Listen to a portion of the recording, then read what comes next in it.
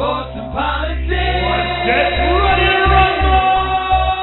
You wanna talk smack? You in the right place. So take a step back before I get all up in your remember, because I don't remember.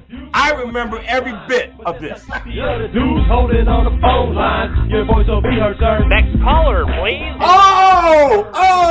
Jerry's gonna get him. Fantasy, sports, and politics. Fantasy, sports, and politics.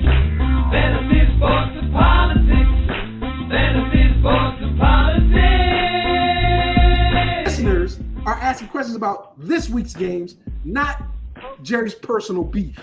So what's your thought?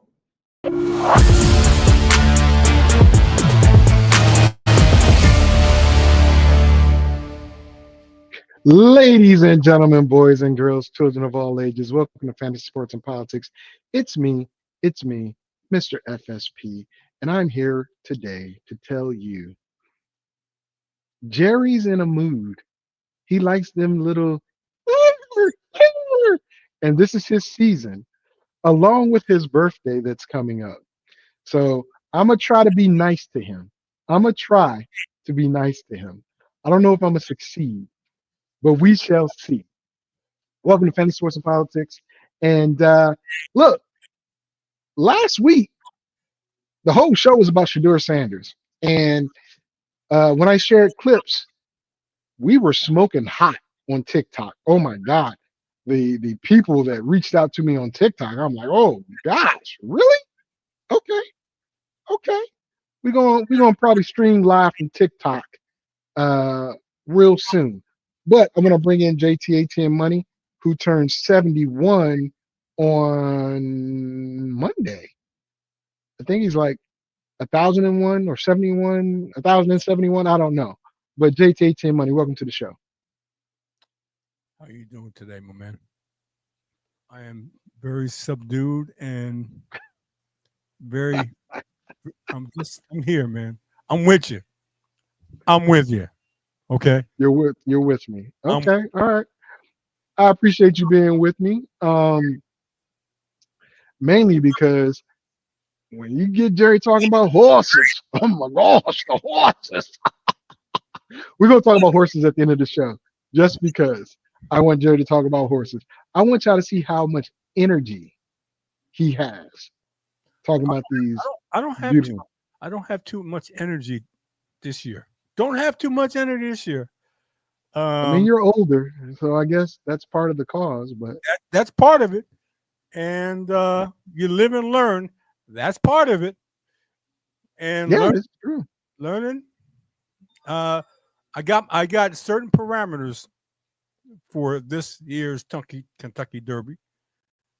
I got certain parameters I want to keep and not go any further. But Mr. FSP, talking about somebody that wants to really get into it. Hey, man. It's a muddy track. No. No, it's not. It's a sloppy track. I just looked at it and it's still raining. No, it's not. You know, okay. A sloppy track. I told you he was going to get animated on this. No, I'm not going to get animated. I'm going to give you some education. A sloppy track is take a bucket of water, and put some mud into it. It's mostly water and some dirt. That's a sloppy track. Now, a muddy track is a cuppy track, meaning it's got like suction. It's not real dry, and it's not real wet. So when a horse puts his foot in it, it's like a suction cup. So it tends to be a slower track, okay? And some horses love that type of track. Some horses don't. The 8 horse, who happens to be the favorite, has never, ever been on an off track, sloppy track. Exactly, standing water. It's all over the place. But journalism, who happens to be the favorite, has never ever run on a sloppy track. Never ever run on a sloppy track. Hence, that's why his tepid favorite odds. Hence. Okay, so then who since you are the almighty knowing horseman, who has the best or has run on these types of tracks? How many sides are there to a coin? Okay. Why we gotta do riddles? Are you the Riddler now? Yeah, Are you Mr. Enigma? Okay, exactly. two sides of a coin. Go ahead. A coin, you flip a coin because you don't know. I'm watching as you speak. I'm watching the race, or one race that just passed, and a horse that paid $29 just won the race, and the favorite came in second. So I'm just saying, you flip a coin because whoever you don't know who's going to take to a sloppy track, who's going to love a sloppy track. Well, we know Bob Beathard, his horse has been scratched, and this was supposed to be his return to the Kentucky Derby after being suspended for 3 years, which is interesting. He won't do it here. Probably be at the Preakness or at the Run for the Roses, which is Belmont, I believe. Let me say this, people. Do you just hear what this man is saying? I'm not saying it. He says I'm the lover of horses. Well, it looks like this man because Excuse me.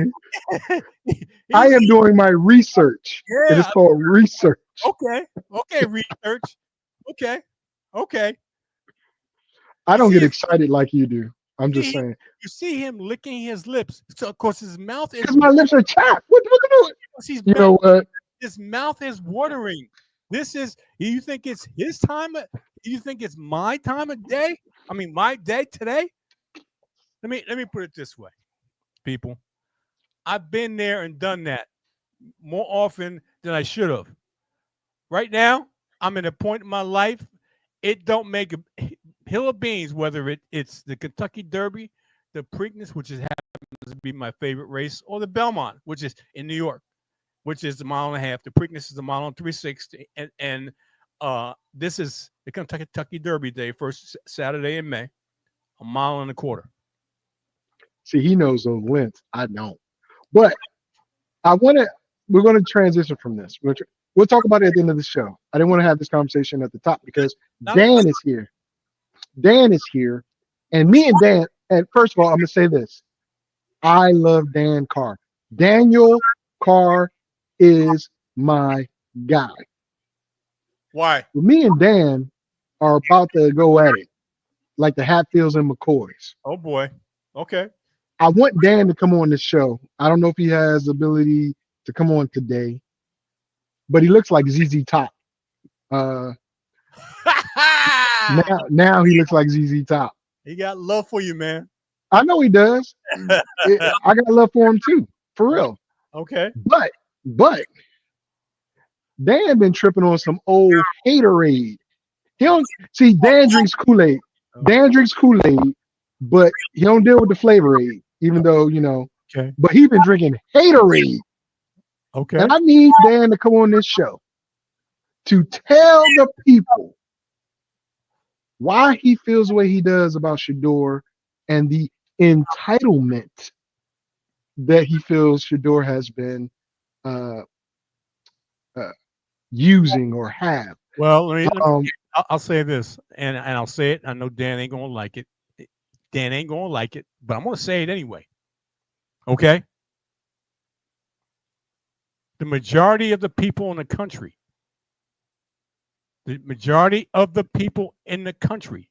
okay, I'm gonna say it this way, and just take it as it is. The majority of the people, the majority of the population of the people, feel this way about a rich black man. I'm gonna say it that way.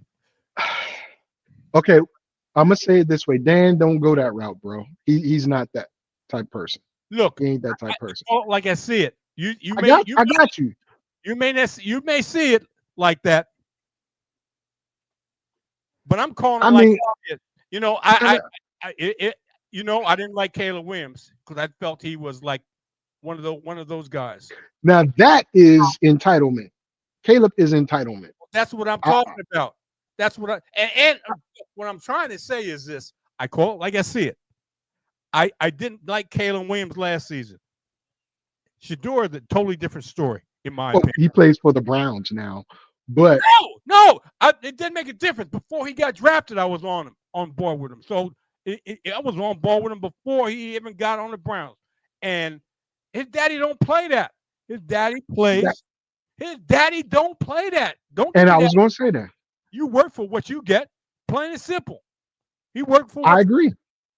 Listen. This is why I want Dan to come on to have the conversation, because no one's, at least I've never said that Dan has different viewpoints, but here's the thing: we can compare Cam Ward to Shedeur Sanders' upbringing. Cam Ward has two parents that I think college or high school or whatever, but they didn't provide the stuff that um, Shadeur's dad did. Shedeur comes from a broken family, but his dad happens to be Deion Sanders, right?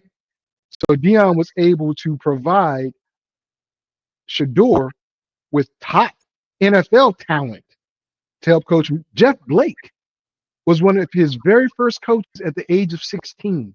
Jeff Blake, the Bengals quarterback. Yep, Jeff Blake had he got. I think if I'm not mistaken, he played for the Jets at one point. Jeff Blake was my favorite quarterback. That's one of the reasons why I like East Carolina as a college team. Jeff Blake. So when Jeff Blake is the first coach that he worked with, and then Brett Favre did a little thing, and we all know about Tom Brady and stuff. You can say he came from privilege because his dad was able to do that. His dad didn't pay them guys. His dad knew those guys. And Peyton Manning was there too. But my point is, that's just like me knowing a couple people that I'm friends with, and they helped my son become a better player. It just so happens that Deion Sanders is Deion Sanders. Yep. Right? Yep. And just because Shedeur had all these people in his life because of his dad does not mean the guy's entitled. His actions, his ring, legendary. I get it. Dan, I'm not saying you are saying anything about race. I didn't say you did. I know you and I know your heart. I know you don't go that route, period. That ain't your thing, right? But I want you to come on here and, express your views. Now, you already know we might go back and forth. JT might jump in it. Hell, Rob might jump in it, right? How do you come on live? Shoot me an email address.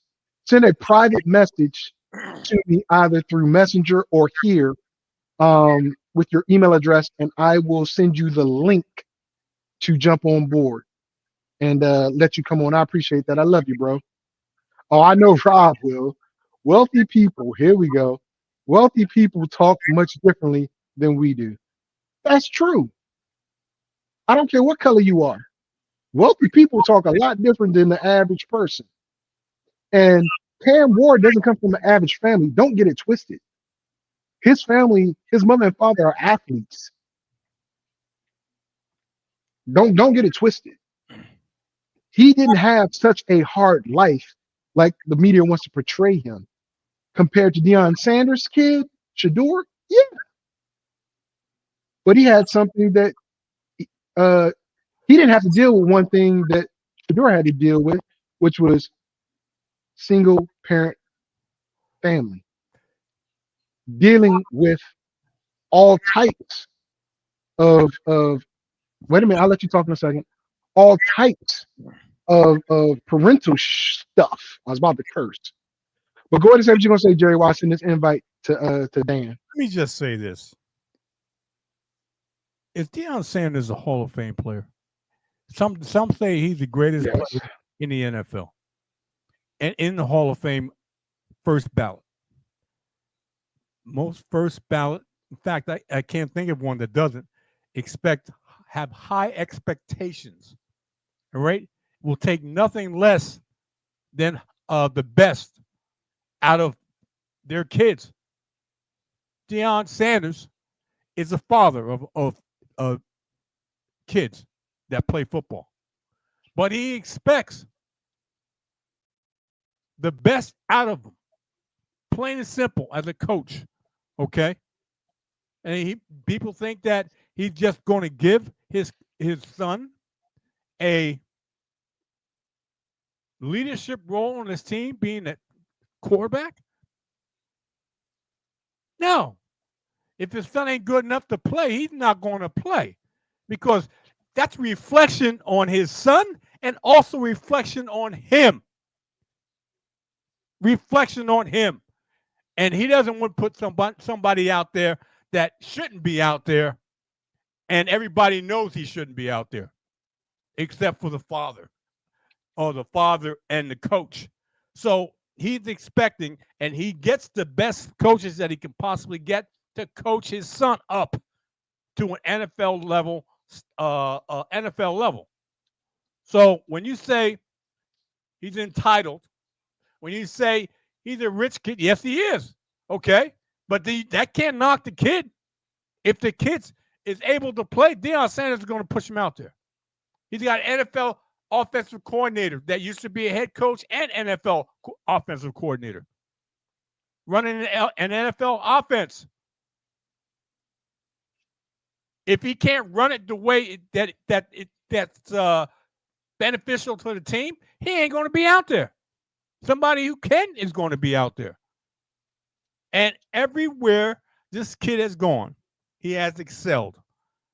High school, HBCU, Colorado, definitely a step up from an HBCU competition, and he has excelled. So I don't know why people want to. Well, you know why? Because he comes from money, and they think Must be the money they're turning them. they think that he was given all this. He wasn't given it. He had to earn it, and his father wasn't going to settle for less. He wasn't going to settle for less as a coach. Okay, as a coach, he wasn't going to settle for less.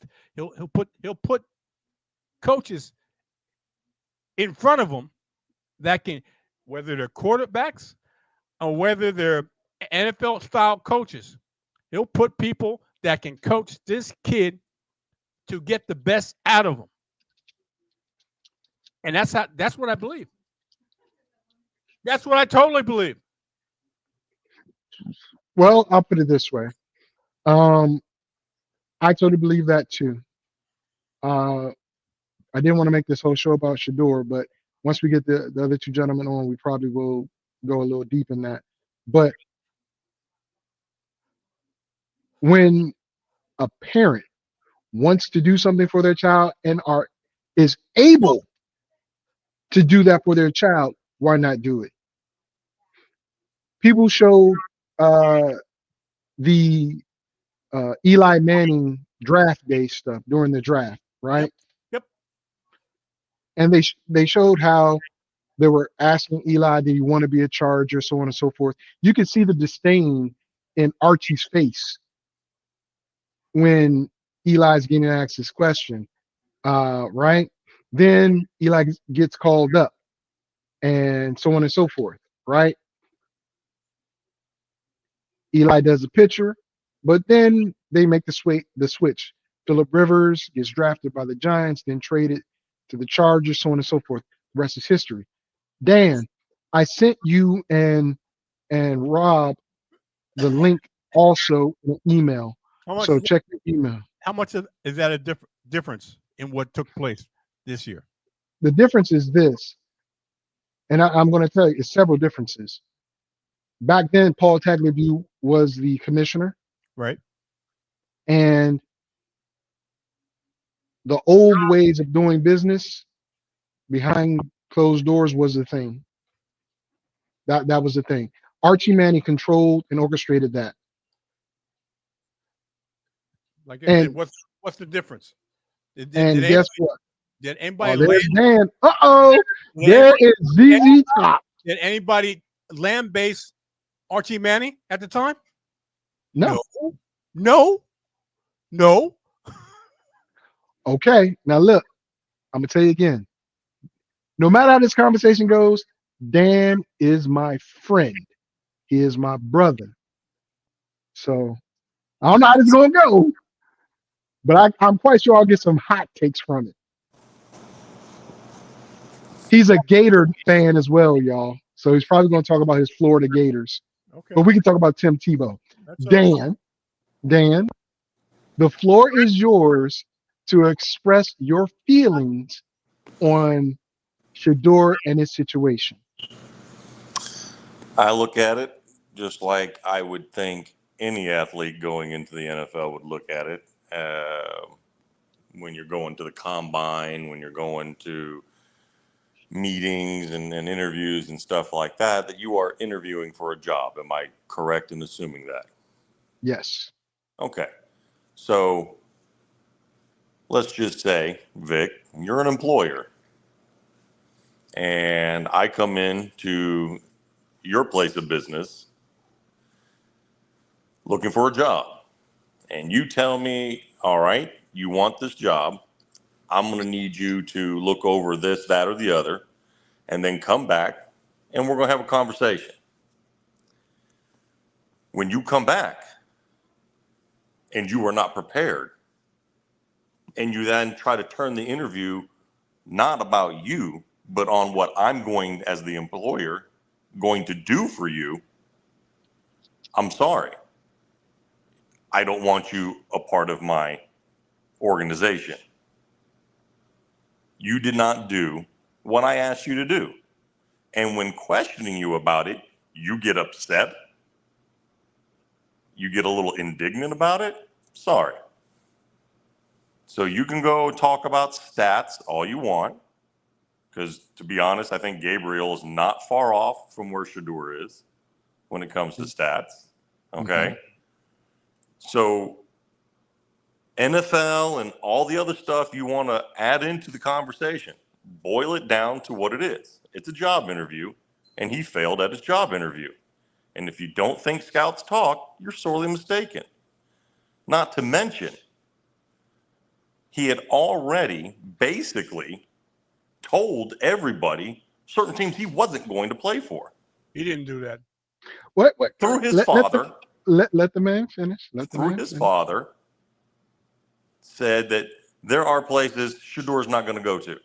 He wasn't going to allow it. Okay? Archie Manning. Okay. Jerry, let's talk about it then. Archie Manning. Let's talk about Archie Manning. Let's talk about, other quarterbacks like Johnny Manziel. Okay? Again, I'm an employer. Burn me once, burn me twice. Okay. But I'm not going to get burned again. I learned my lesson. Now, had Shedeur had outside true representation, they probably could have prepared him a little bit better for that interview, prepared him a little bit better for the questions that he was going to be asked, and prepared him a little bit better pre, during, and post. But he didn't get that. What did he get? My son's the best. I'm prime. We do everything correct. No, sorry. You messed up. You made a calculated decision, and it didn't work out. And now you're going to throw your arms up and complain and this and that? No, it's a process. Just like we tell parents as coach, because I have coached for 18 years, we tell parents, trust the process. Dion running around acting like one of them youth sports parents, those AAU parents, the travel ball parents, that expects his child to be picked when he wants them to be picked and to go to the teams that he wants them to go to. And when they don't, you cry foul. That's why I say he's entitled. Okay. Hold on, Jerry. I got to bring Rob in. He's eating right now. I'm gonna let him clean his fingers and his face real quick, and I'm gonna bring him in. Keep your comment, JT. Keep your comment, because I got a feeling there's gonna be some fireworks. But let me bring in, and you know what, Dan, you made some points. I'm gonna refute them, but let me bring in Rob, and let him have his say. All right. Can you hear me? Right. Yeah, and he's an Eagles fan, y'all. Dan is a Raiders fan. Fly Eagles as fly, well. baby. Dan is a Dolphins fan, Oh, unfortunately. my bad. Let's just We My use bad. matching defeat from I'm not victory gonna hold since anything '72. I'm not going to hold any of that against any of them. Okay, Rob, go ahead. What you All got right. to say in general and response to what Dan just said? So I am a hiring manager as well. Um, I've hired people for more than six-figure jobs and things like that. And Dan makes some very good points. You know, when you come in my house, you in my house. That's the plain and simple fact of it. And this will probably be less controversial than you think, because I get that side of it, right? Um, when you are responsible for evaluating talent, when I'm interviewing someone, I'm interviewing them based on their personality just as much as I'm interviewing based on their knowledge, skills, and abilities. Because I have to plug them into my organization. I have to, hope that they play well with the team and hope that we can get some things accomplished with this new person coming on board that's going to bring, some wealth of experience. Um, with the Shedeur Sanders situation, I just I think it's part and parcel of both things. Two things can be true at the same time, which people say a lot now. Um, I think the fact that Dion is brash and has always been brash. I remember when he came out in what, 89? Yeah, I think it was 89 to the league and all that other stuff. And he was prime time Neon Dion and all this other stuff. I mean, that's just who he is. His son is much less that coming out into the draft. Um, and there may have been some backroom dealings and stuff going on, and Dion made a big mistake by saying that there was some teams that his son was not going to play for, and all that other good stuff, and everything else. Um, so I can see that point of it, but I also think that the NFL wanted to make a statement and a point as well. I think that they wanted to show that Dion don't run nothing over here. If you don't want to play by our rules, if you don't want to come to the team that we draft you into, then you don't have to be in the league at all. And I think that was the point that they were trying to make. I think that it was easier for those 32 owners, all of which the majority owners are white, Yep. to do that to him, and Yep. was much more willing to do that to him than they would have been doing it to, say, Quinn Ewers, if he had done the exact same thing. So, like I said, two things can be true at the same time. And oh, by the way, Cam Ward is going to be a bust. Watch. I I believe agree. you're Will right be a on bust. Cam Ward. Huh?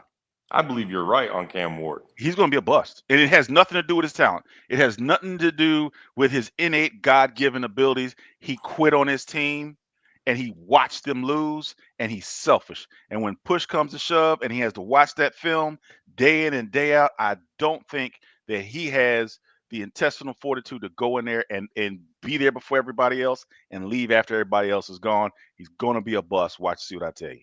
I agree. JT, the floor is yours, real quick. Double standard. Double standard.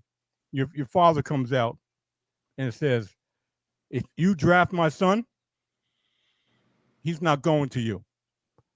Who was that? Years back. Who said that? That was Archie Manning. Said about Eli. If you draft my son, he is not going to play for your team. And because a Hall of Fame player versus a player that's not even in the Hall of Fame. I think Archie is in the Hall of Fame. Archie is in the Hall of Fame. Okay. First ballot Hall of Famer, Deion Sanders. Thank you, Rob. You should have known those principles, Rob. No doubt about it. He's the first ballot Hall of Famer, one of the greatest players in all and the NFL.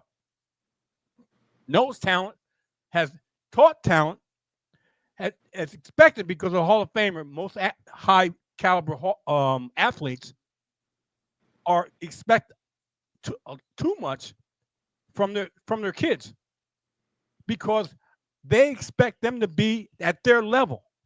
So they're going to coach them hard. They're going to coach them hard, regardless if they're my kid or not. I'm coaching you hard. I want you to be at this level. We're going to get you people to get you there, but I'm going to coach you at this level. Said the same thing as Archie Manning said. Didn't get lambasted. Archie Manning got his way. Okay? Eli got drafted. And no, you not, Dan. No, you not. Lo and behold, I'm not crying. That's a stating fact. He got drafted, and then they made a trade because he wasn't going to play for the Chargers. That's what his daddy said. Deion said the same thing. Okay. If I'm not mistaken, I don't think was Eli Manning the number 102 quarterback rated for that year? Okay. Okay. I think he was. He actually Shedeur, was the number one. According to all sources, a lot of sources, Shedeur was rated the number 2. How many players have gone into meetings with bad interviews and still got drafted high? Not because and criminal records. Yes, and criminal records. And this kid has never been in trouble. Never, ever been in trouble. That you know of.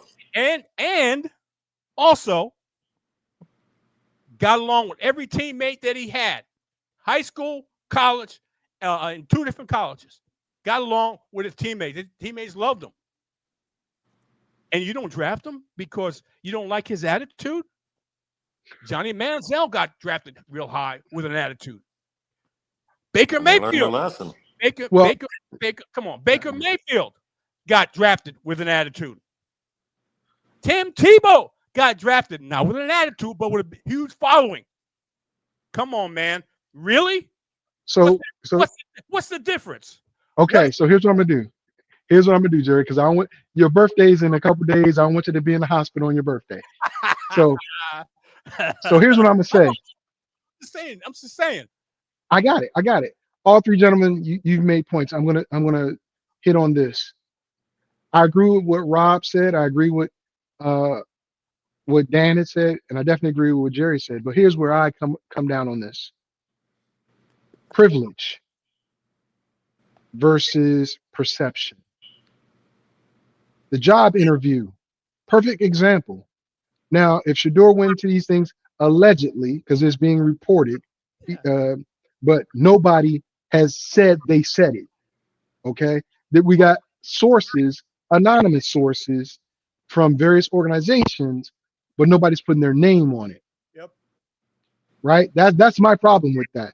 That's why I hope to gosh that when they do inside the locker room hard knocks off season, I hope to God they show one of those interviews. I hope to God. And then we see who says what. It won't be the Giants this time because they had it last time, but that revealed a lot, how they actually felt about Saquon, right? So Shedeur going into these meetings, let's say he did blow the interviews. The 2 that I heard were reported. Well, why didn't someone tell Deion, hey, your son went in here and jacked it up? Deion is not just the father, by the way. He's the agent. So what I've heard people say, why does Deion got to be in these meetings? He's their agent. He's their freaking agent. Just like Lamar's mom is his agent. Just like Lamar's mom's not a Hall of Famer. I was getting there. Dan. I was getting there. So the perception that Deion, here's the thing. The organization could not separate the character, the agent, and the father. That's what the organizations could not do. That's the problem I have. Because Deion blurs it. Are you wait a minute. Wait. Hold on. I got you. My point is if you look at any organization, they tell you as the player or you as a coach, me as a coach, Rob as the hiring agent. If you come in here and you tell me I'm a great fit for this job, blah, blah, blah, blah, blah. This is why I got to push back on you, Dan. So on and so forth. You've seen my work. You might think that I might be a little arrogant, but you know I'm capable of doing the job.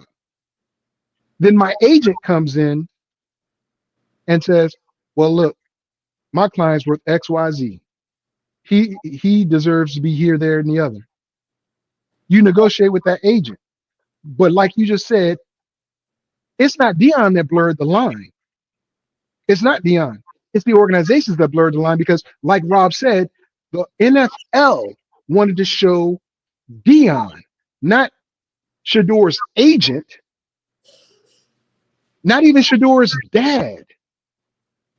They wanted to show Dion something that they control it, not Arch Manning, because that was 20 years ago under Paul Tagliabue. There was a way better quarterback draft class that year because you had Roethlisberger, you had Eli, you had what's my man, Rivers, and you had one other solid quarterback. It was a great draft class.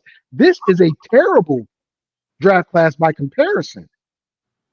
So, in my opinion, when you look at what happened,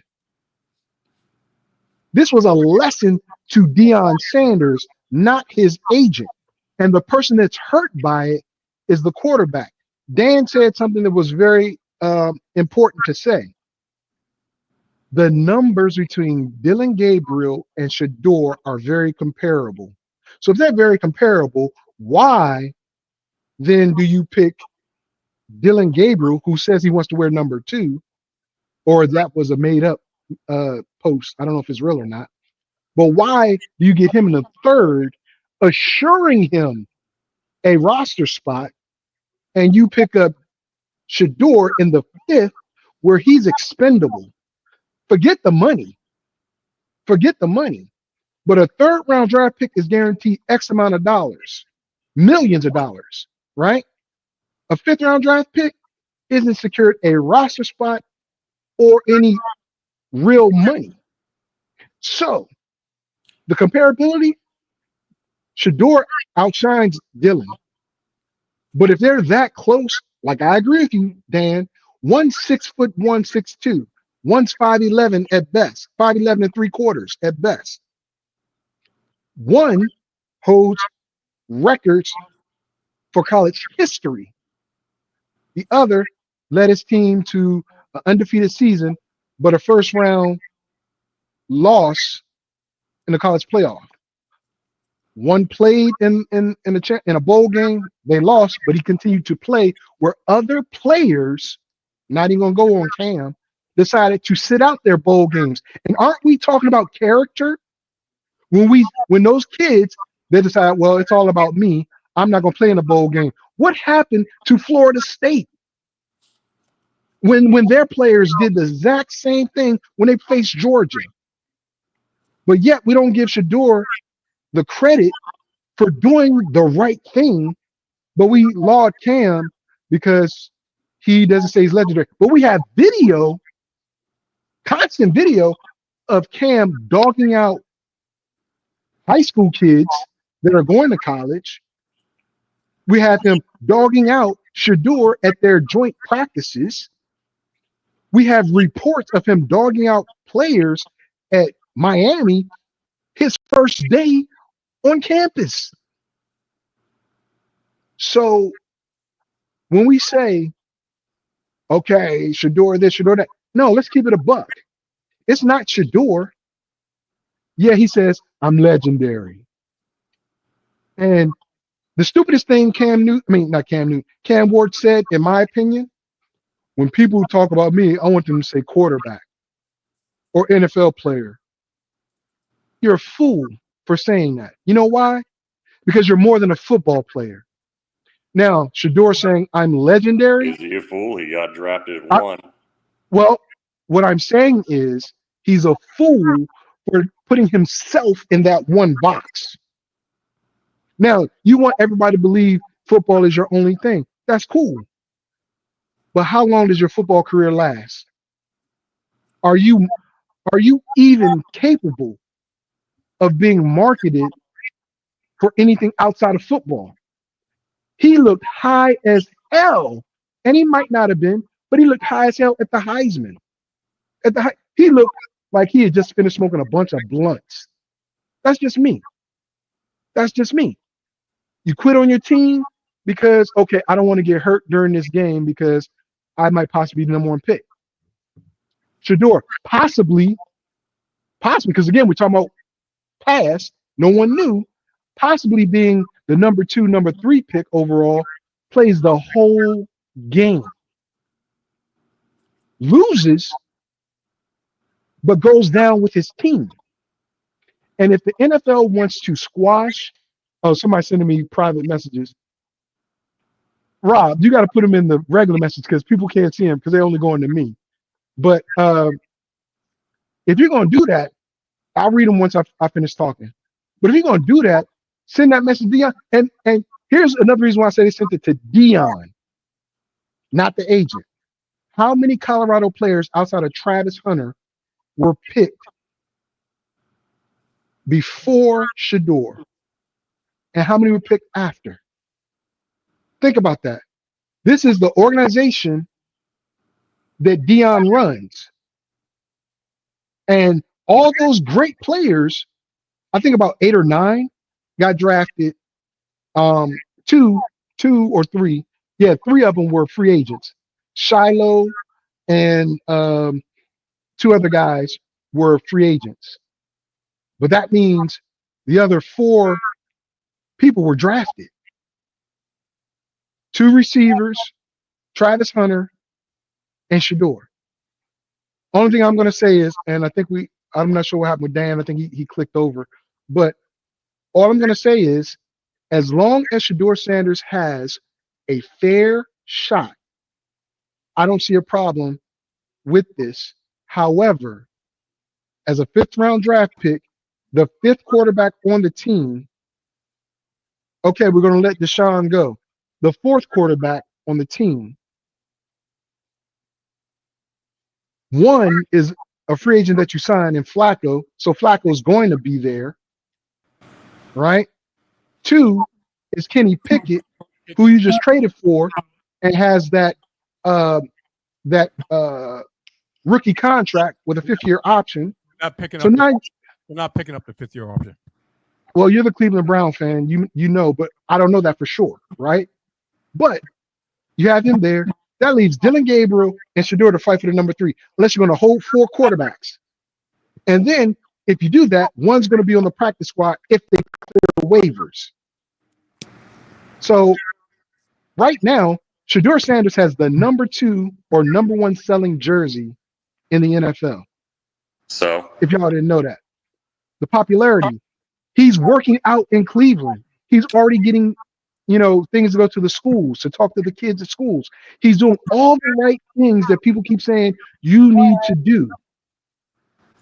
But yet, because of his agent, not his dad, his agent, which the organization could not differentiate from, and possible poor interviews, and I give you that, Dan, because nobody's put their name on it. It's That's not why just poor interviews, man. He holds on to the ball too long. He takes too many sacks. He does have mobility, but he's not the best mobility quarterback out there. In today's NFL, you have got to be extremely mobile. And he didn't do the one thing that Tom Brady told him to do, and that is study tape. Because if he had, he would have taken the install package that the Browns gave him, studied tape, and went into that interview prepared. But he did not. Well, here's what I'm going to tell you on that. That is what was reported, that he didn't look at the tape. No one from the NFL has said that was what happened. Come on, man. You've coached. You can tell if someone hasn't watched tape. I got it. Yeah, trust me. I get it. I fully get it. But when a player or a coach, I should say, or a general manager or assistant general manager puts that out there, and then as Rob said, everybody's talking about it, right? Okay. But if you see him on tape and you talk to Pat Shermer, who was his offensive coordinator, maybe you, as Rob says, that can be coached out of him. But I'm gonna ask you a question. He held the ball less time than Cam Ward did. He did. Look at the tapes. Cam Ward held the ball a lot longer than Shedeur, but Cam Ward's a lot bigger than Shedeur, so they didn't take him down as easily as Shedeur did. Not to mention Miami had a better offensive line, but I'm not going to get into that. All I'm saying is when we're looking at how all this stuff plays out, the deck is stacked. And I hate Barry. I'm sorry, Jerry. I know that's your GM, but Barry gave one of the most lukewarm responses when they asked him the question about how they're going to divvy up time, what he meant to him, and stuff like that. Rob, I'm gonna let you say it. I mean, you type it in there. All you gotta do is like say, "I want to say something." You ain't gotta type it in. You're right here, unless you can't talk. No, I just don't want to interrupt you. You know what I'm saying? Okay. I'm on my soapbox. I'm on my soapbox. Yeah, because you know, hey, I'm giving it up. Look, let me tell you. So here's the deal, right? Dan is absolutely right in comparing the Shedeur experience in the draft to common hiring practices, right? And I'll give you an analogy. When I was interviewing for a job, right, at Spectrum Communications, Charter, and I had people that was working with me that had plucked me out, called me on the phone, headhunters and whatnot. And the lady asked me, I'm not lying. She said, so what are you gonna wear to the interview? And I'm on the phone like, a suit? And she was like, listen, I understand, but you have no idea how many people go on these interviews and they don't wear a suit. And I was like awestruck. I was like, there's no way, right? So to connect this whole thing, if I had told her or communicated to her, well, there's just certain sections in charter that I just won't work for, right? That's a fail because they're gonna be like, well, okay, well then next, you know what I mean? I mean, I can see that point of it. Me with the Shedeur thing, now that it's all over with, now that the draft is done and all that other stuff, this is what I would say. If I was Shedeur, first of all, I wouldn't really care about the money. I mean, he got enough NIL money. Daddy's rich, multi-millionaire a few times over. The money, it's just so what, right? But me, I would put 144 on everything. On everything. I would put it on my shoes, my jerseys, my ring. I would have a chain that said 144. That would be the most famous number in the world by the time I got done with it. Right? He's gonna probably wear 14 if Gabriel gets number 2. Right. Like I would, and the second thing that I would do, and here's where the champions come out, right? And this is why, I say Cam Ward's a bust. I didn't know all the other stuff that you said about him. I just knew about the bowl game. True champions are just killers. That's why 2 years ago I said Justin Fields was garbage and he was a leaf eater, right? They're killers. Tiger Woods was a killer. All he wanted to do was completely obliterate you. It was like Apollo Creed in Rocky 2. I won, but I didn't beat him. You know what I'm saying? Like that's the way they look at things. That's the way Tom Brady looks at things. Why he got 7 Super Bowl rings. He didn't stop at 4. He wanted to kill everybody. He was still mad that he got drafted like what, 196? Yep. After all the Super Bowls and everything. 199? Yeah. So after all of those Super Bowls, he wanted to just destroy everybody. Now, Shedeur has to make a choice right now. Do you want to be famous or do you want to win? Do you want your get back or do you want likes and clicks? Which one do you want? For me, I want to win. Everybody that passed me up is going to get destroyed. And I'm going to wear 144 out and I'm probably going to hang it over your locker room after I beat you 35-7. 100%. That's agree. it. I got Go something. ahead, Jerry. Go ahead. I'm dying to say he's the 5th round choice. How much of a chance is he going to get? That's key. How much of a chance is he going to get to show what he's got? That's key. Well, with that, you mean you're the Cleveland Browns fan? You tell us. Yeah, exactly. Thank you. You're the Browns fan. Well, I got to wait and see. I don't know how much of a chance he's going to get. He's a 5th round pick. Quarterbacks that are 5th round picks are very limited in their chances. Very limited. The number 1 quarterback gets most of the reps. The second and the third get limited reps. And the anybody after that just fills in. How much of a chance is he going to get? That's the key. Is he going to show enough that when the reps he gets, that he's better than the 3rd round pick, or better than Kenny Pickett, or even better than Joe Flacco? How much of a shot is he going to get? Is he going to get a decent shot, or is he just going to be thrown by the wayside as the 5th round pick? Joe Flacco is old. Kenny Pickett is a leaf eater. He's going to get beat.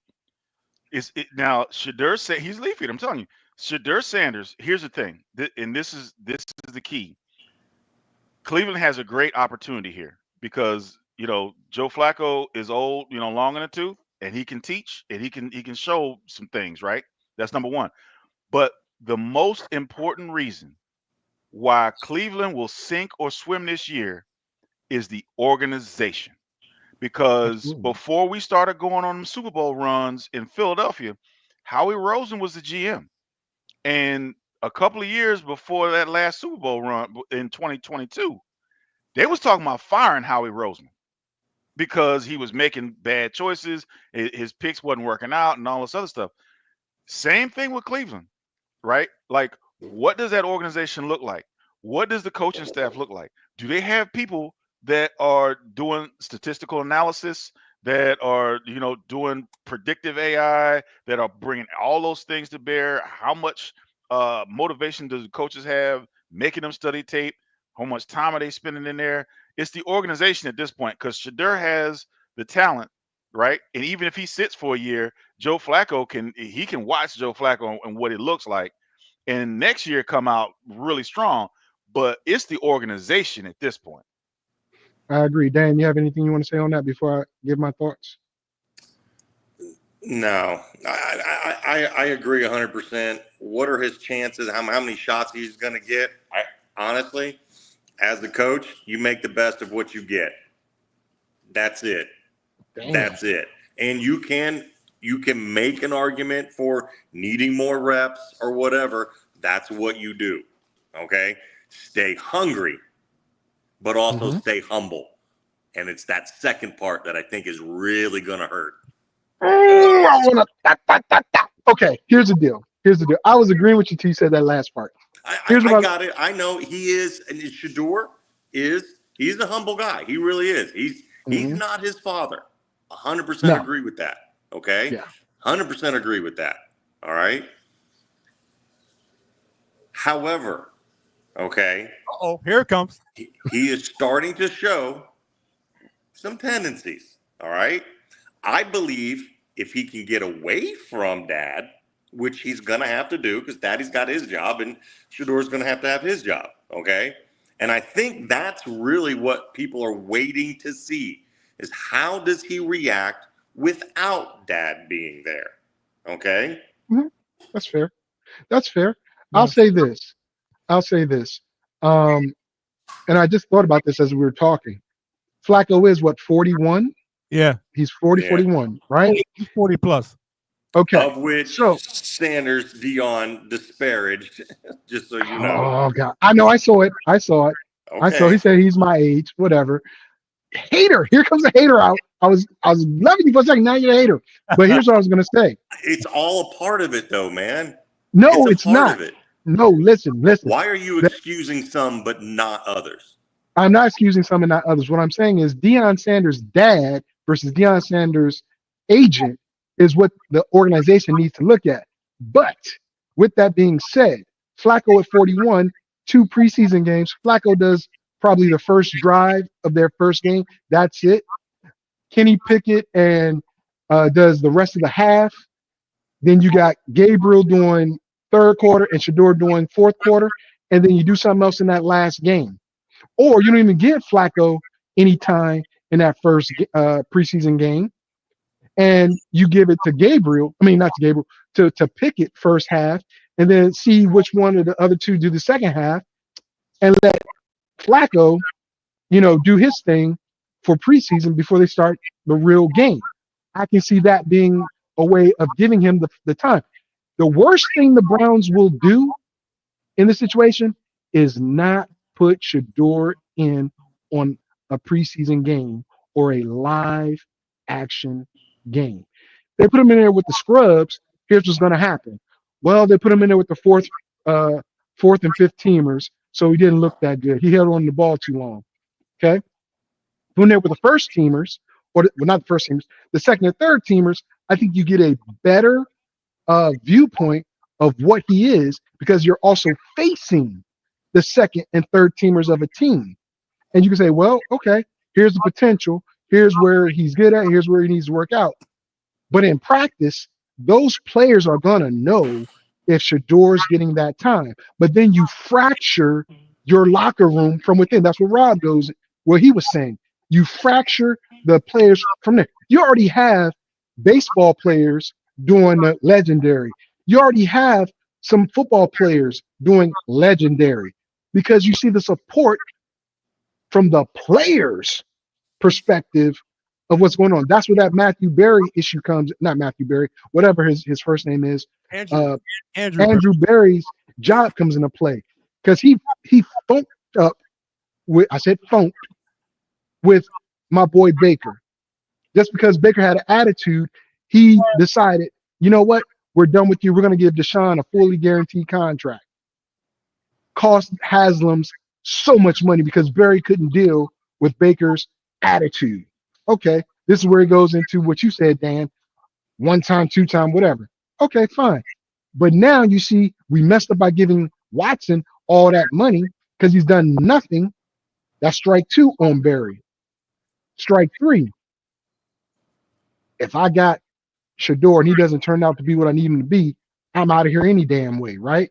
Let me get Gabriel, who, like we discussed, is close to Shedeur, but let me cover my ass and get him in the third round, so we're not guaranteeing Shedeur anything as a fifth round pick. So he's playing, this is my job game. They also went out and got a nice running back. I think two running backs, if I'm not mistaken. They didn't get another receiver to help the passing game. They relied on Jerry Jeudy. No, they signed Deontay Johnson. Oh yeah, I'm talking about the draft. Yeah. But I like the Deontay Johnson signing because the guy is a 100 ball catch machine, except on a team in Baltimore that doesn't throw the ball. That wasn't a good pickup, in my opinion. And then when he was in Houston, Nico, Diggs, you really thought you were gonna get some play, some time there? Nah, dude. But in Cleveland, you give whoever the quarterback is sure hands to go with Njoku, right? So my whole foot stomping in this is Berry, and I love what you said, Rob. You're absolutely right. Berry's job is on the line. And he didn't want to hedge his bet on Shedeur because he can't deal with the ego of the player, which I don't think is there, and definitely not the ego of the dad/agent. So what if you saw legendary and he has no ego? Okay. Well, look. Okay, hero. Okay, but here's the deal. Here's the deal. And his dad calls himself Prime. But legendary and Prime. Okay. How many players coming out of college have done something similar and still got drafted way before him? And probably how many are in Cleveland? I can mention like a couple of them. Most people, but most people look at the draft and see what kind of show they put on when they come out. Most people, a lot of people, when they see the draft, they see these players either dancing, coming The out, flash, doing all kinds of crazy stuff, the bling, including what around their neck, what's around their wrist, their bling. They want to see the bling. Hold on, and see what type of show they're going to put on when they come out to get introduced to the world and to the commissioner. So, come on, all these players have to they have to show some type of enthusiasm for what is about what's happening to them, what's happening to, and that goes a long way toward whatever team they drafted, what they think of the player. If the player comes out nonchalant, like I could care less, most people are going to lambaste him because it said this guy, he doesn't even care. He comes out and he just accepts what's happened without any kind of enthusiasm. So a lot of players come out there. That's Jalen Hurts. Huh? Jalen Hurts the same way. That's him. That's just him. No emotion, but he just gets the job done. That hurt him in the beginning for the fact he was laid back, but he was a baller. Well, and that's okay. I'm glad you both and everybody here, we all can agree on that. It took him coming out of that shell for them to recognize, right? I'm going to put it this way. When we look at the NFL, it's entertainment. It's entertainment, right? Even more. When we look at football what their is marketing, sport. Broadcasting of it is entertainment. No, the NFL, Dan, is straight entertainment. They're a not-for-profit organization. So at the end of the year, they can't show a profit, even though they're making billions of dollars, right? The entertainment of the sport is what we're talking about. What do they tell you as a player? Hey, this is a business. Act professional. What did NBA do? They told their players, you got to wear suits or some business casual attire on the sideline to protect the brand. That's business. NFL, you cannot wear regular street clothes. You have to wear branded NFL attire on the sideline and in interviews. You can't even wear your own hat. You have to wear NFL hat. That's a business. That ain't no sport. That's a business. I tell you right now, if you think it's just a sport, bro, me and you will have words. No. I don't say it's just a sport. Okay. I'm saying the entertainment side of it is the broadcasting side of it. I disagree. Between the sidelines, between the lines, it's a sport. Okay, between the lines, it's a sport. However, that is, in my opinion, 0.5% of what it is. 0.5, not 5%. 0.5. You don't think when a player comes out in the beginning of a game or during the game, when he starts showing enthusiasm, telling him to raise his hands, the crowd doesn't react to that? Of course they do. I'll put it this way. They look for that. Hold on, JT. I'll put it this way. If what happens on between the lines is just sport, why do we have an issue with Colin Kaepernick kneeling? I'm sorry. Because why did folks have issues with Colin Kaepernick kneeling? Because it was, on the sideline. It wasn't after he scored a touchdown or after he threw a touchdown. It was on the sideline. His performance on the field be seen during a broadcast, and the NFL did not want their entertainment side to have that a part of their broadcast.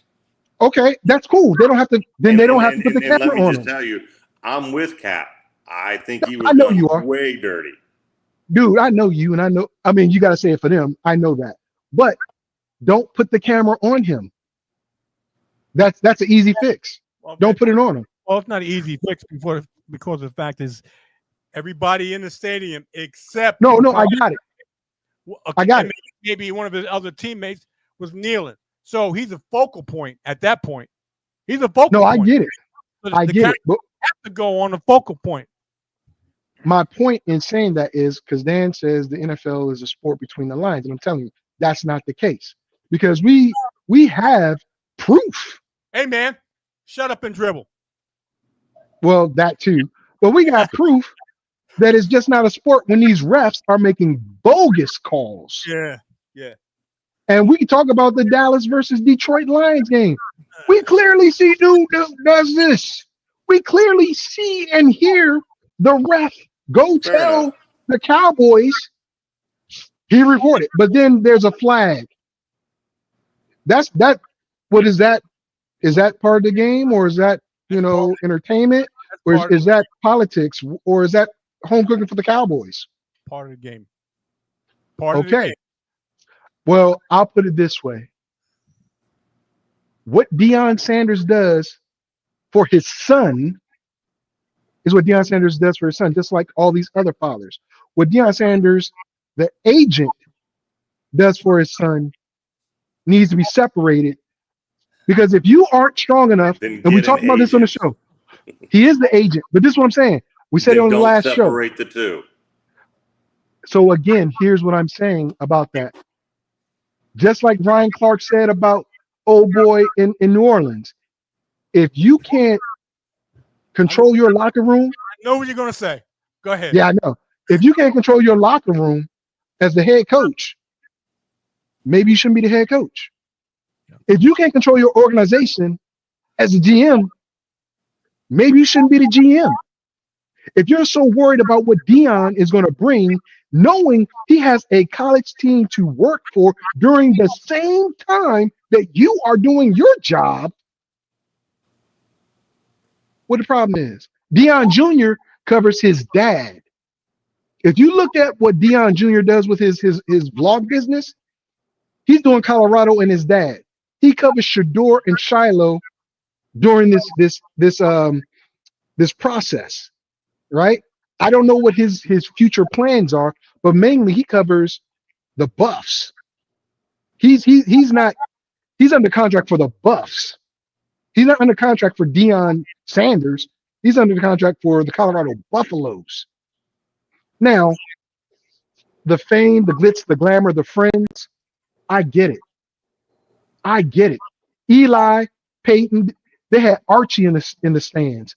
They didn't have Pat Swilling. They didn't have Archie's best receiver. They didn't have all those other former New Orleans Saints on the sidelines rooting on the players. I get it. But as the evolution of football changes and the perception that the NFL pushes out there, they want to control the narrative. They want to control the media.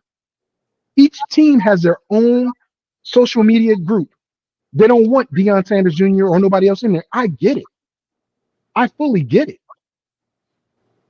But if you're saying, and I agree with Rod and with everybody else here, said the NFL wanted to prove a point that you're going to play by our rules and do what we want you to do. That's why JT and I came up with that slave mentality thing, because it's like, damn, bro, you're telling me to be an individual, but if I be an individual that has all this charismatic attitude and stuff like that, but it has to be on your terms. Okay. Any company would say that, though. I know. Any company would say that. I know that. But what I'm saying is, why punish me for it? Why punish me for it? Because I'm coming in with it. That's my only question. If it's not a negative, on the brand, what's the problem? If it's not a negative, if it's a positive, because he's bringing in. You said it earlier in the show. He's one of the top jerseys in sales. He's bringing in people to watch because it's Shedeur Sanders. That's not a negative. That's bringing more to the table to watch the NFL. And it's not a negative because he's not a negative person. He's strictly positive, and this amazes me because this whole family, and it has to do with Deion, is a God-fearing family. Yeah. Oh, I wanted to mention that too. People got it wrong. They got it wrong. They said they're dancing. They were praise dancing. They didn't even hear the music. That was gospel music they were playing in the background. Yeah. They want praise dancing. But so many so many people were like, look at him. He being obnoxious dancing. Like he's a fifth round pick. Why is he? He's praise dancing, you idiots. Plain and simple. But I get it. Not everybody understands that. So they have their own perception. And that goes back to my whole thing. If you can't control your own organization, who comes in those doors, who's outside them doors, maybe you should not be an official in that organization, Mr. Barry. Maybe all you other GMs should not be in charge of these organizations. Maybe you coaches should not be in charge or grow some stones. And I get it.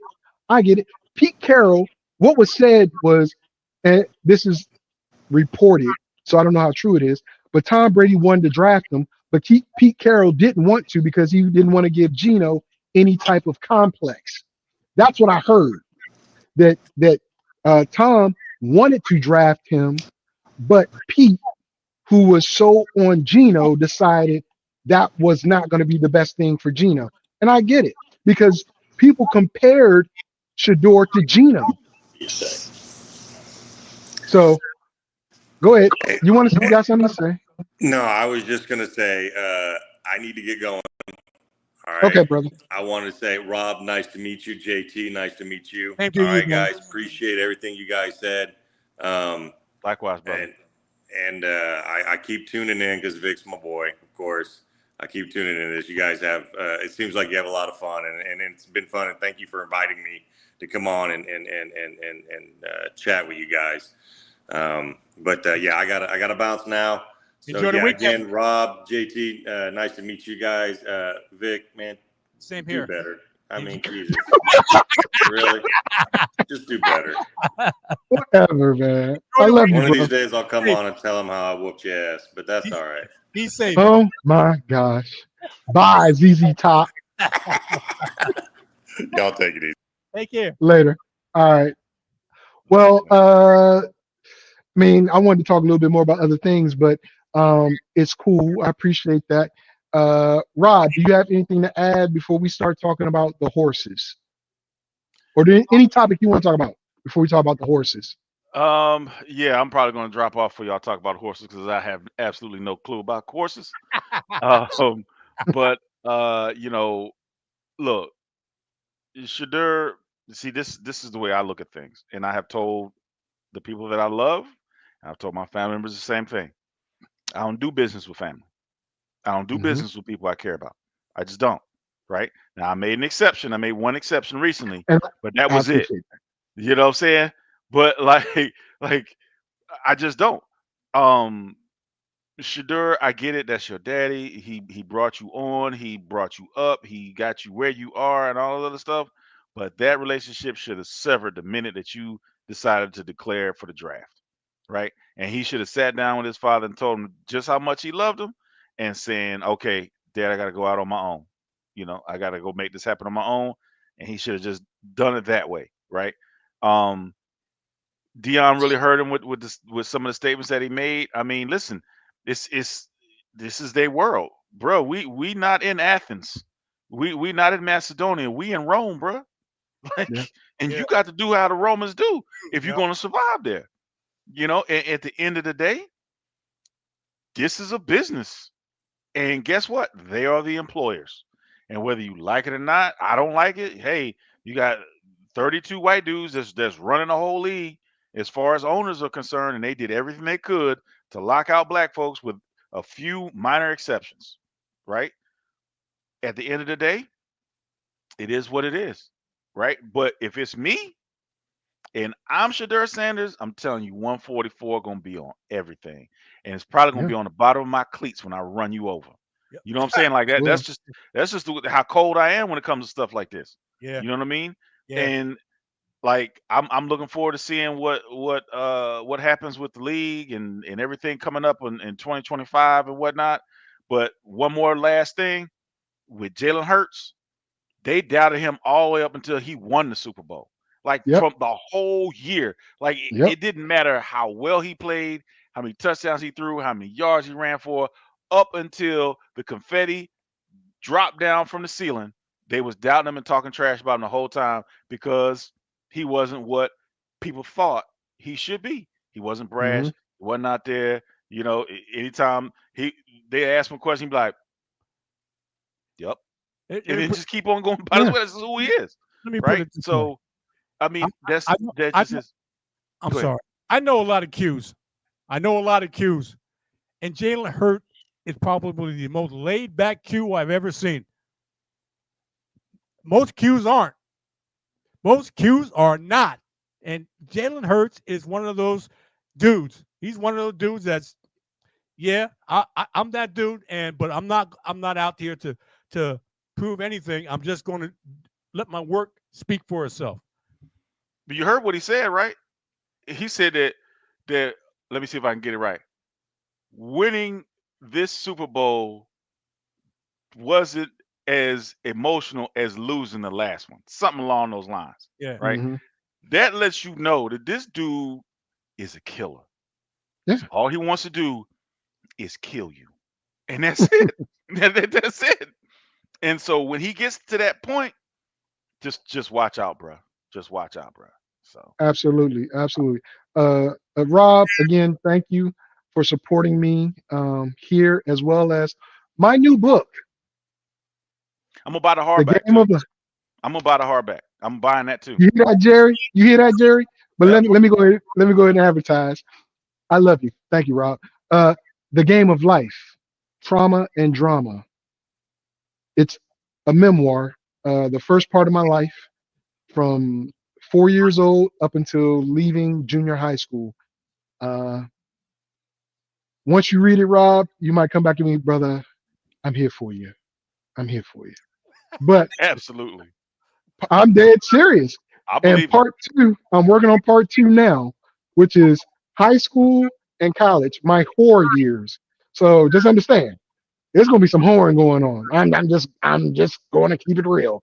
Very few Part people who two are is, gonna have that. but I'm exposing. I'm exposing myself and others. Yes, But sir. anyway, I appreciate you, Rob. Yep. I was going to tell Dan this before he dropped off, but anytime you want to come on air, Great to meet you, man. dude, just let me know. Just let me Okay. know. Okay. And it's too easy. I'll drop you the link, and you'll be able to come on. I appreciate your insight. All right, man. But peace be unto you. Enjoy the rest of that food you didn't get a chance to finish eating, It's all because I good. saw you. That's some good food, bro. All right, guys. Hey, take Hey, care. Thanks for what you do, man. I appreciate it, and I love seeing two awesome black men on this platform. Oh, my brother, my brother. All right, Rob. All right. See you later, brother. Peace. Later. Oh, y'all two captains too. I just realized that. Well, he was a good captain. Anyway, I'm joking. I'm joking, JT. Yeah, I'm okay. joking. That's all I'm right. joking. I'll let it go. It's no big deal. I know who I was and what I did. No problem. You know what? All right. So I'm gonna let you talk for a quick second. I mean, for just a few minutes while I try to load something up, JT. Okay. All right. Um. Talk horses. Basically. I'm gonna talk horses. Okay. Go ahead. Let me tell you something, people.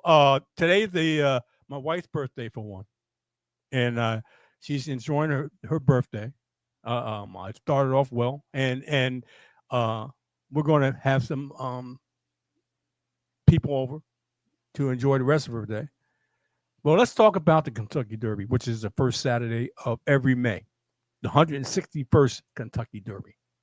I'm looking at the live feed right now, which just happens to be in the 8th race. The Kentucky Derby happens to be the 12th race, and it's raining.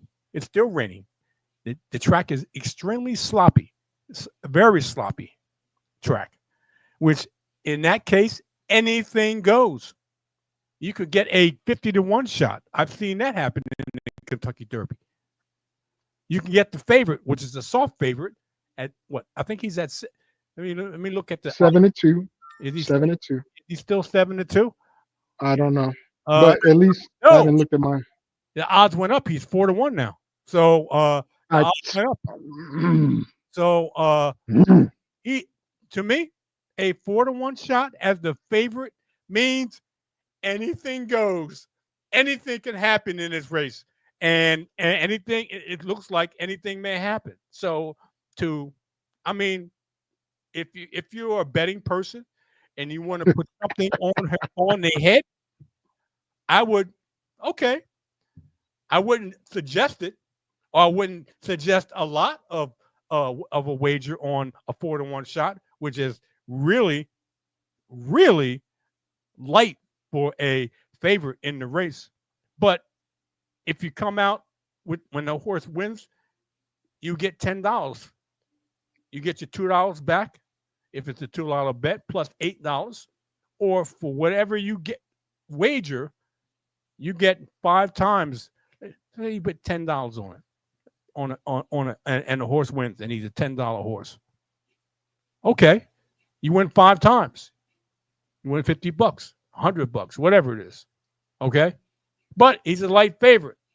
That means anything can happen. He's never been on a wet track, and he's the favorite, a very tepid favorite at that.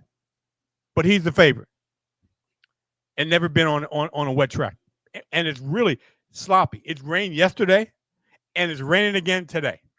So that's even worse because that track is extremely sloppy. And like I said, I'm looking at the live feed now. Even if it stops raining right now, that track is going to be extremely wet and sloppy, very sloppy.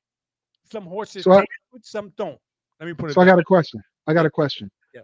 Do they rake the track before every race? Meaning, do they smooth out the path, even though it's going to get chopped up again per round? Like, you know, when you they rake the track. Let me put it this way: they rake it after every race, but yeah, is it worth it? It's a sloppy track. It's nothing's going to change. Nothing is going to change the sloppy track. You just just pushing mud around. That's all you're doing. Just pushing mud around. They can't rake it down to where it's dry because it's not dry anywhere. No, I got it. So they do as much as possible, but what you see on the track, as I'm seeing right now, what you see on the track is what you're going to get. A sloppy track. And like I said, some horse, they have to understand this. With a sloppy track, anybody that's behind the first 3 or 4, anybody that's behind a lead horse is going to get mud splashed in your eyes. Yeah. splashed in their face. And it's all according to how the horse takes it. Now, on a dry track, it's more difficult to have dirt thrown up in your face. But with a mud track, that's all that's happening.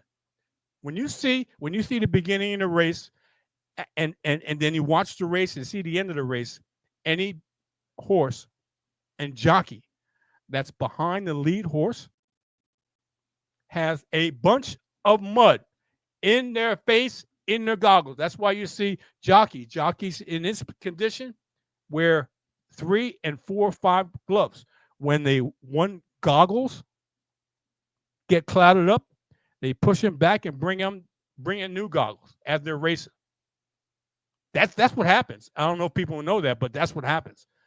They wear multiple goggles especially in a race like this, because the fact that mud splashes and they can't see, so they had to be able to see, and that's why they do that. They do that. Okay, check it out. There's a lot of factors that happen. Okay, we got to take a quick break, and when we come back, we'll wrap up the show. Okay, no problem. All right, we'll be right back, guys. The best advice anyone ever gave me was 2 words. You can't. And you know what my response was? 2 words. Watch me.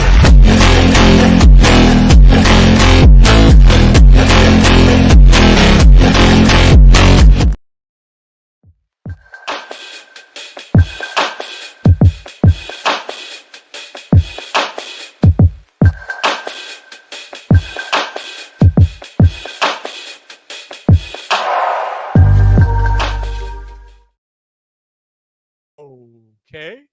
All right, we're back. Those are advertisements for my book. I can see that. Okay. All right. Yeah, I threw those in there. I like that. Anyway, to wrap up the show, what we didn't even talk about the NBA. We did not even talk about the NBA. Real quick, let's break down these matchups. Cavaliers versus the Pacers. Boston versus the Knicks. Wow. What? Wow. What? Like I said, I'm watching races, and I watched another long shot come in. Let me see. That was this, and that was a 7-2 shot that came in. So it can happen. Not a long shot, but it can happen. The favorite got beat again. So it can happen. He's sending me a message, y'all. He's sending me a message. But anyway, let's talk about the NBA real quick before we leave. So the Pacers and the Cavaliers, Boston and the Knicks. Let's talk about that first. What do you want to talk about? I'm okay. I'm waiting for you. What do you want to talk about? The two matchups. What do you think about the two matchups? I think the two matchups are one, in my opinion, is lopsided. The Knicks have not beaten the Celtics at all this season. They're all the Knicks have not beaten the Celtics at all. Let me put this into perspective for you. Cleveland, OKC, Boston. The Knicks against those three teams, and whatever. They haven't. I didn't know that. They haven't beaten any of those teams.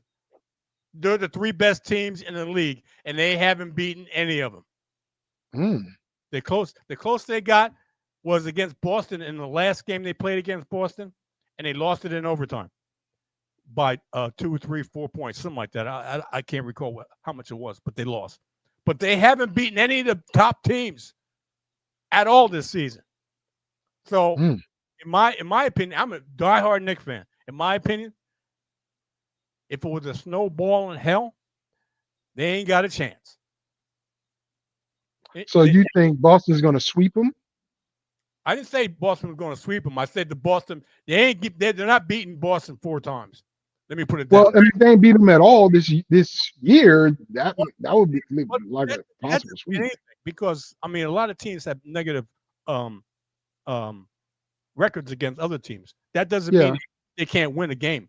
But I'm just trying to give you a perspective that with the amount of games that they play, because they're within the Eastern Conference, they haven't beaten Boston. They haven't beaten. They haven't beaten OKC. And last time I checked, those were the 3 top teams in the NBA, and they haven't beat any of them.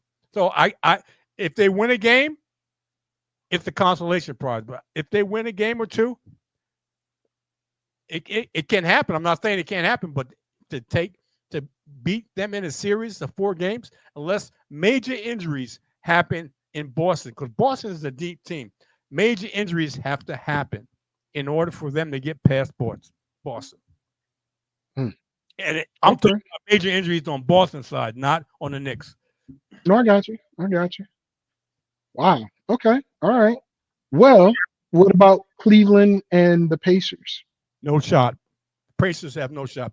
Pacers are a young team, and in my opinion, they're a pretty good team. They're an athletic team, but the Cleveland is a step above them. I don't see any reason why the Cleveland Cavaliers can't get past them. Okay. On the West side, it's a little convoluted because we're still waiting to see what's going to happen between the Rockets and the Warriors. Warriors had a chance to close it out last night, blew that. And the Nuggets have a chance to end the series with the Clippers tonight. Somebody's going to win.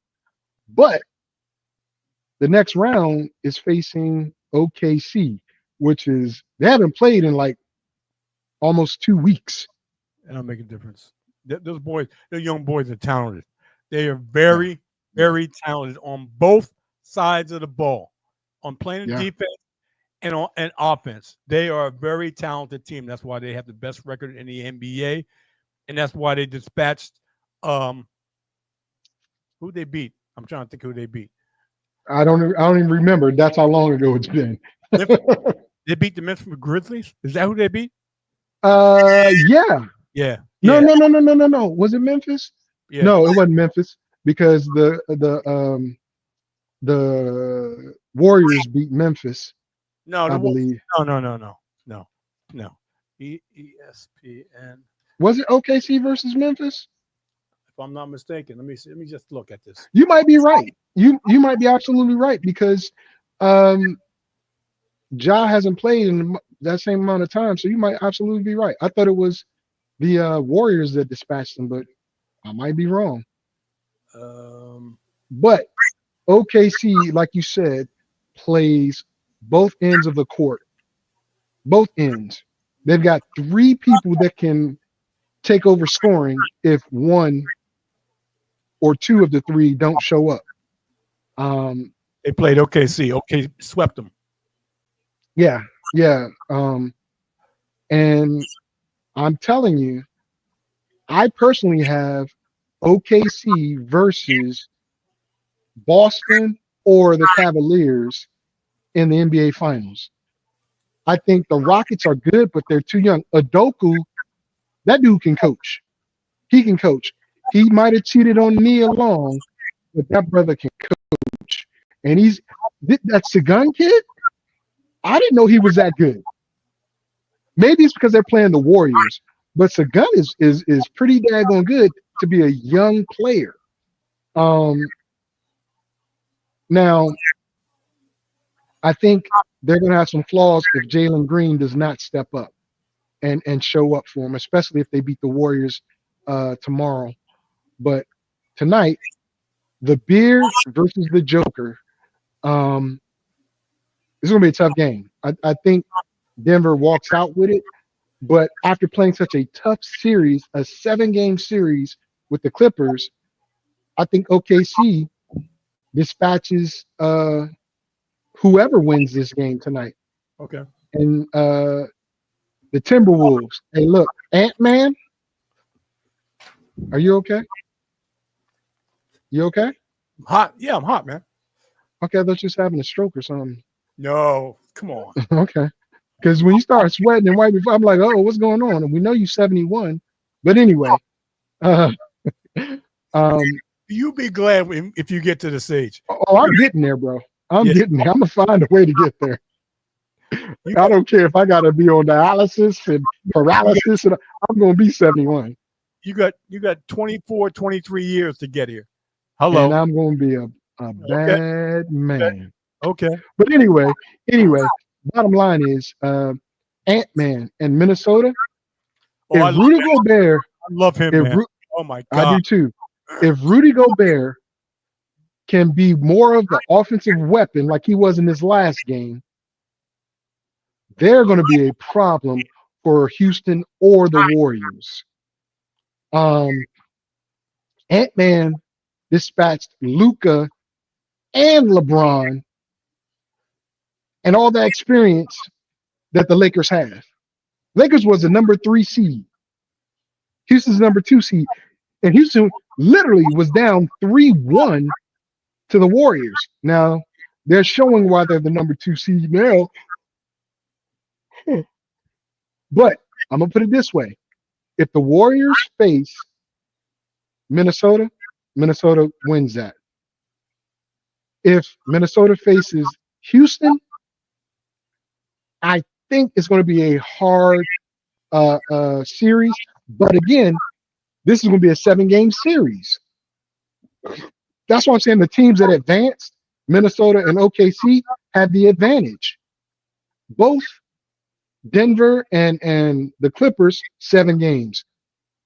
Warriors, Rockets, 7 games. And they're not easy series. So, with that being said, I still have OKC coming out of the West, Cleveland coming out of the East, but Boston, man, that's going to be one hell of a series if Boston dispatches the Knicks like that. Boston, they showed me they're good, but they also showed me they're vulnerable, very vulnerable when Porzingis isn't on the court and when Tatum isn't hot. So, but I will say this: Boston has a nice bench. They have a very nice bench, but so does Cleveland. We'll see what happens. You got anything else, JT, before we get out of here? Nope. Just hit me up around 6. We'll go. You hit me. You hit me. Okay, no problem. I'll hit you up. All right. Well, I gotta play some commercials before we get out of here because I love me some me. Yeah, whatever. 10 a.m. Eastern Standard Time, people, on a Sunday morning. I'm gonna be here for no reason. Fantasy football. Tune in 10 a.m. Eastern Standard Time. TikTok, Facebook, YouTube, StreamYard. Hit me up. All right. We'll see y'all next Saturday, guys. Nobody believes in you. You lost again and again and again. The lights are cut off, but you're still looking at your dream, reviewing it every day and saying to yourself, it's not over until I win.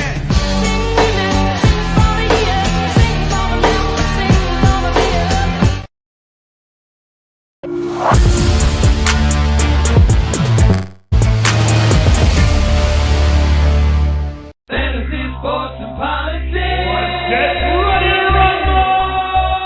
You wanna talk smack? You in the right place. So take a step back before I get all up in your Remember, because I don't remember.